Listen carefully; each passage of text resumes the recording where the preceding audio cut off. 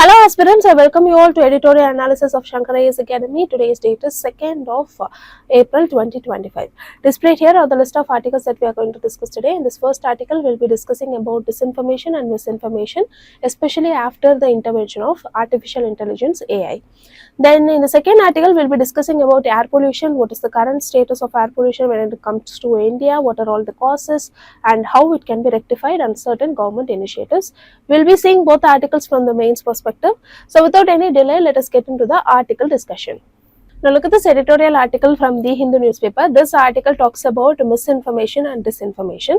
So in this news article discussion, we shall see about what is this misinformation, what are all the impacts it is causing and how it can be rectified from the mains perspective. Before that, we shall see about the syllabus.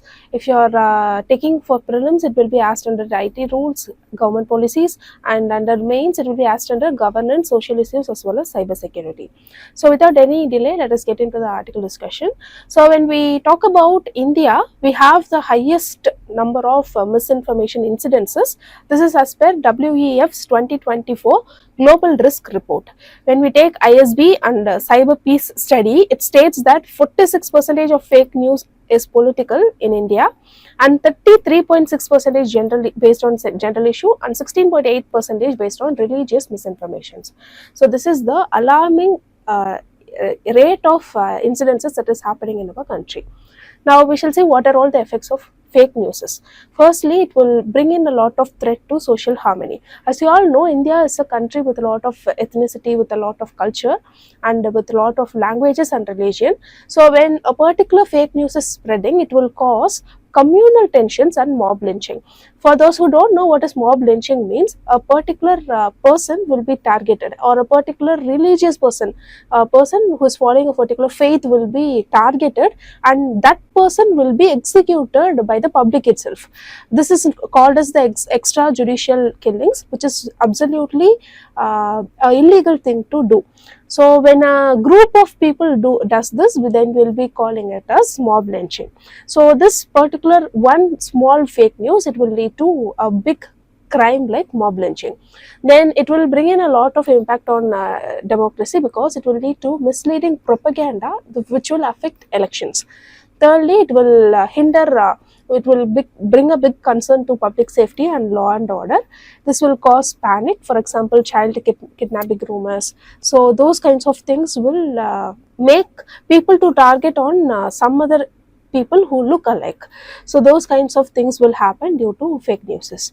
Then they will have economic disruption, for example, misinformation on market and policies. Then there are health risks. For example, certain people, they believe on pseudosciences. So they will be taking, even well-educated people, they believe on pseudosciences and they will be doing black magic, so those kinds of things which are fake. So this will lead to not only economic losses but also even life losses. We have seen a lot of them in the news. So this will also undermine the medical science. So these are all certain effects of fake news. Now we shall see what are all the challenges in tackling fake news. See, first important thing is currently we have internet access. Beyond internet access, we are currently having AI enabled content. So this is bringing lot of deepfakes. Deepfakes is nothing but a particular person who looks similar. If you are taking me, a person similar to me will be talking like me.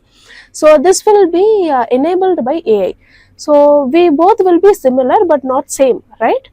But that AI that AI tool which is enabling this will make the person talking like me itself. That is what deepfake means. So these deepfakes is actually used on celebrities a lot of times, in photos, images and videos, even in advertisements, even in songs. So this is not only impacting creating fake news but also bringing in concerns in IPR, copyrights issues and etc.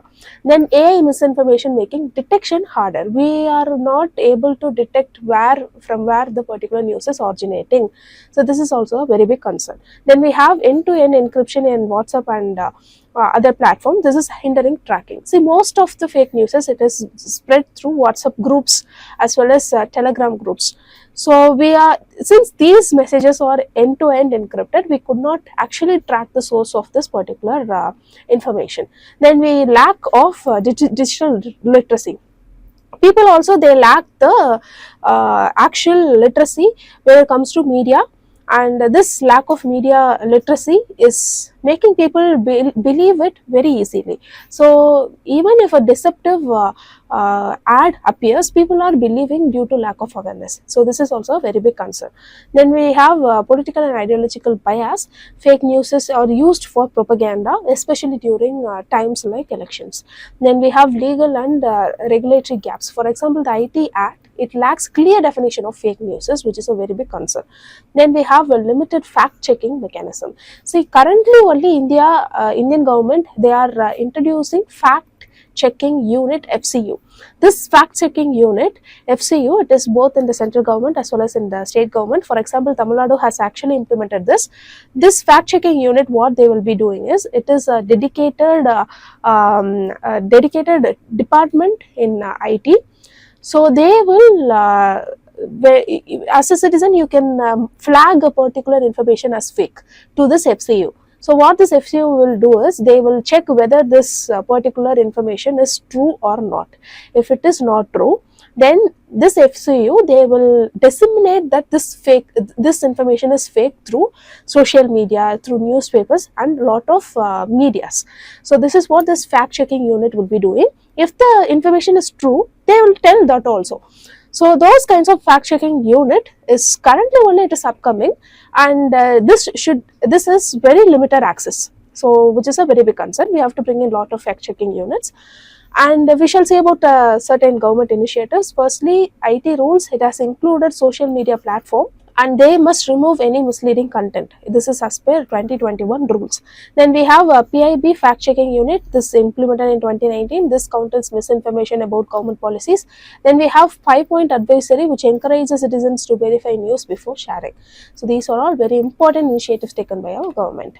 Then what are all the solutions? Firstly, we have to strengthen the legal framework. For that, we have to bring in clearer laws.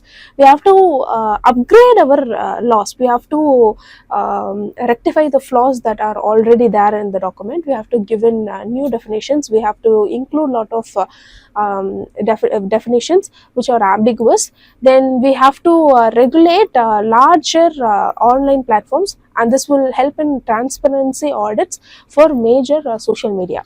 Then we have to bring in mandatory fact checking for the social media, and they must check the posts which are going viral. Then we have to bring in education programs. Any kind of digital literacy campaigns for critical thinking should be brought in. Then leveraging AI and technology. For that, we have to bring in AI based detection system for misinformation. So AI is the problem and AI is the solution here. So we can build AIs that can actually detect the fake news and bring in solution right away. So these are all very important facts that you have to remember from this article discussion. Based on the article that we have discussed, I have framed a mains question for you. Let me read out the question. Fake news and misinformation has emerged as a major threat to social harmony and democracy in India. Discuss the causes, challenges and government interventions in tackling this issue. Suggest further measures to curb the spread of fake news effectively. So this is actually a 10-marker question for 150 words. You can write an answer and post it in the comment section so that we can review your answer. Now look at this article. The title of the article reads, Why India Needs to Clean Its Air. So this article basically talks about air pollution that is currently a big concern when it comes to India. So from mains perspective, let us pick certain important facts from this article that will be helpful for our mains answer writing. So the syllabus under which this will be covered is, in prelims it will be asked under sustainable development and environmental ecology. Then in mains it will be asked under physical geography, environment and biodiversity. So we shall start with what is this air pollution. See, air pollution according to World Health Organization is nothing but the contamination of indoor or outdoor air by chemical, physical or biological agents. So India is ranked third among most polluted countries after Bangladesh and Pakistan. So this is why when it comes to India, air pollution is a very big concern.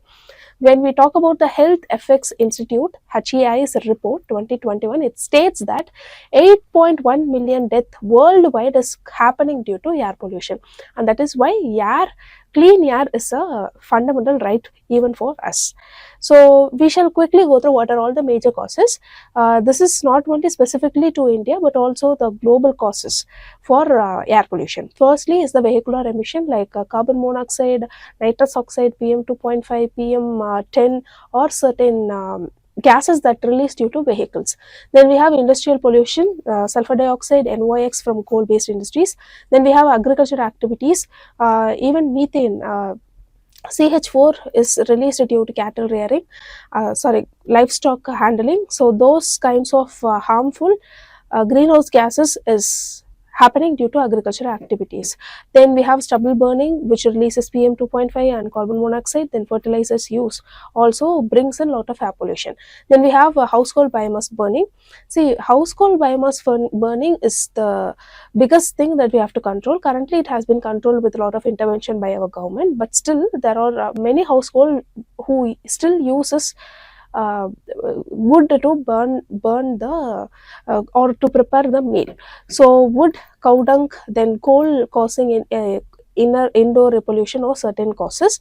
Then we have construction and road dust, for example is cement dust, then silica. Then we have waste burning and deforestation. This is unregulated burning of garbages. So these are all major causes of air pollution in our country. Now moving on, we shall see about what are all the judicial intervention that has been taken. We shall see only the major one. Firstly, MC Mehta versus Union of India 1987. So this is oleum gas. In this particular case, the Supreme Court said that the absolute liability will be with the industry that has caused the harm when it comes to industrial accidents. So when an industrial accident is happening, the particular industry who's responsible for that accident will take the absolute liability, meaning they will give the compensation and the harm, and they will repair the harm that they actually made. Now, secondly, we have MC Mehta versus Union of India 1998 case. This is with respect to Delhi vehicular pollution case. In this particular case, Supreme Court said that all the public transport, it should be replaced with CNG. Then we have Velu Citizen Welfare Forum versus Union of India 1996. This particular case introduced precautionary principle and polluter pays principle. So here precautionary principle is nothing but a particular industry must be aware of what are all the harm it might cause to the environment as well as the people, so that they have to proactively work on those precautions. And they should be ready to handle the any kind of effects. They should not cause the effects in the first place, and even such a thing happen, they should be ready to handle it. So those kinds of precautionary principles has been introduced. And the polluters pay, which means if you are polluting, you have to pay. So those kinds of principles has been included. Then we have MC Mehta versus Union of India 1988 Ganga pollution case. In this particular case, the industries along the Ganga river which are polluting the river must be closed. It has been ordered on this particular case. Then we have MK Ranjit Singh versus Union of India 2024. This particular case recognized the right to be free from climate change impacts under Article 14 and 21. This is a very important case. You can highlight it in your mains answer writing because this happened very recently last year. Now these are all very important judicial interventions. Now let us quickly go through government initiatives against air pollution. Firstly, we have National Clean Air Program NCAP under Ministry of Environment, Forest and Climate Change. This particular program, it aims to reduce PM 10 and PM 2.5 by 20 to 30% by 2024. Then we have Pradhan Mantri Ujjwala Yojana PMUY. This particular scheme, it provides free LPG connection for poor households, and even subsidies are given under this particular scheme. Then we have Swachh Bharat Mission. This will ensure waste management and pollution control. Moving on, we have FAME scheme. This promotes electric vehicle to cut down emissions. We have National Action Plan on Climate Change NAPCC, which will help in mitigating climate change. This will include even the agricultural activities. Then we have air quality index AQI. This is a real-time air monitoring system. So based on this, we can understand what is the pollution level and where we have to adjust this to have a minimal AQI. Now moving on, we shall see about what lies ahead, what can be done. See, firstly, we have to bring in stronger implementation. For that, we have to bring in stronger penalties and accountability for the industries that are causing the particular emission. Then for the vehicles, we have to bring in cleaner technologies. We have to boost EVs and renewables so that we can reduce the carbon footprint from this particular sector. Then we have to bring in data driven policy so that we can have real time air quality monitoring, and we can take action immediately. Then we have to bring in sustainable urban development. For that, we have to develop green space. We have a Miyawaki method. If you know what is this Miyawaki method, you can leave that in the comment section. It is nothing but a very important and a very innovative method from a Japanese botanist. You can leave that in the comment section. Then we have to invest in public transportation. Instead of having a lot of vehicles individually, we can have public transportation, which will also reduce the carbon footprint individually. Then we have to bring in a lot of global collaboration to reduce the emissions, and then we have to bring in public engagement. This is through awareness and citizen activism. So these are all very important facts that you have to remember from this article. So based on the things we have discussed, I have given you a mains question. Let me read out the question. India's air pollution requires a long-term solution rather than a seasonal policy. Discuss. So you can write an answer for 10 marker and 150 words and post it in the comment section so that we can review your answer as well as your peers can review it. So with this, we came to the end of the news article discussion. If you like the video, hit like to comment, and don't forget to subscribe to Shankar IAS Academy YouTube channel. And thank you so much for listening.